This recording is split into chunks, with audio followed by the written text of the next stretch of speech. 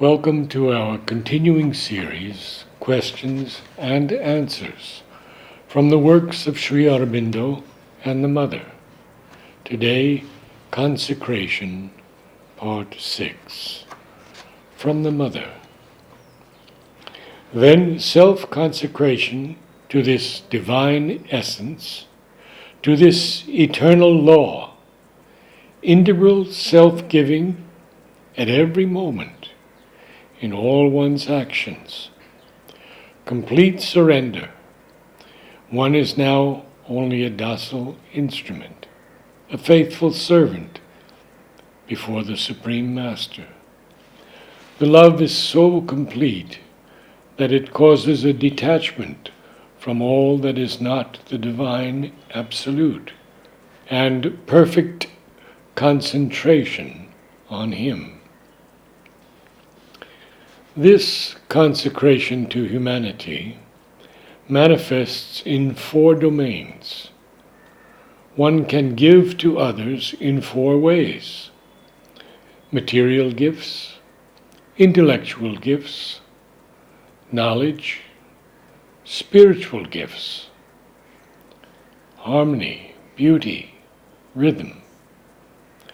The integral gift, which can be made only by those who have followed the 3 paths, who have synthesized within themselves all the methods of development, of becoming conscious of that which is eternal, the gift of example, the example which is not self-conscious, and which one gives because one is, because one lives in the eternal divine consciousness. When all your actions are consecrated to the divine, there will be no longer activities that are superior and activities that are inferior. All will have an equal importance, the value given them by the consecration. One who has given himself to the divine has no longer any other duty than to make that consecration more and more perfect. The world and those who live in it have always wanted to put human, social and family duty before duty to the divine, which they have stigmatized as egoism. How indeed could they judge otherwise? They who have no experience of the reality of the divine. But for the divine regard, their opinion has no value. Their will has no force. These are movements of ignorance, nothing more. You should not attempt to convince. Above all, you should not let yourself be touched or shaken.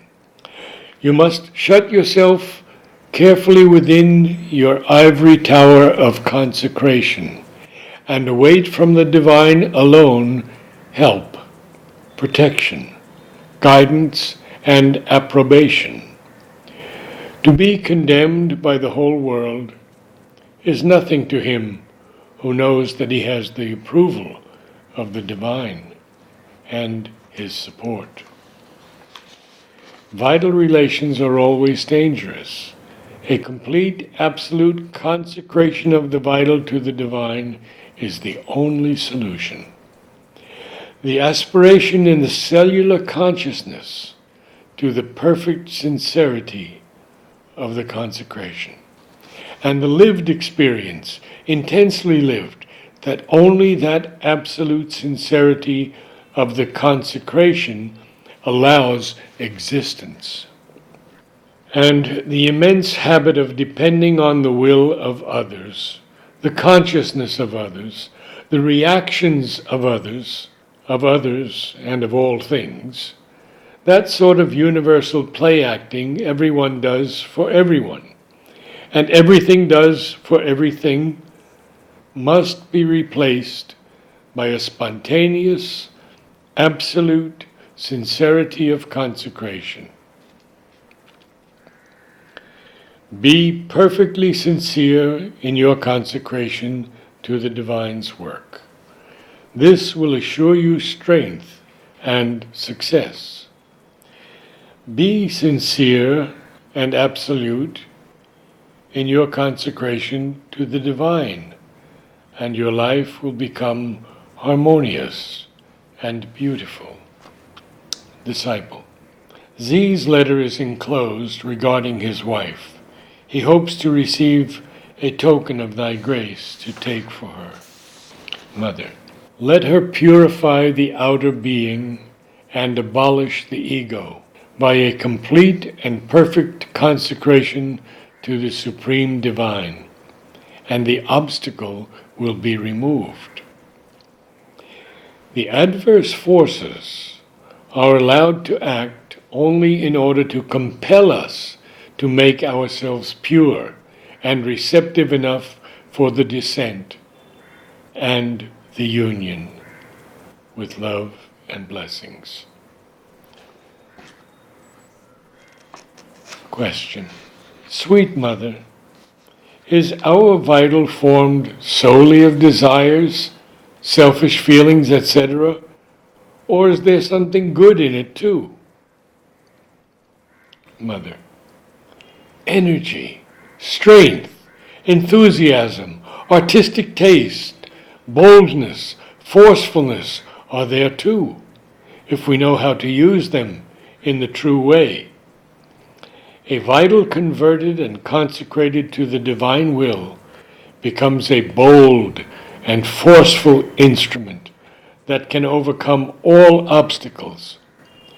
But it first has to be disciplined, and this it consents to only when the divine is its master. Blessings. Namaste.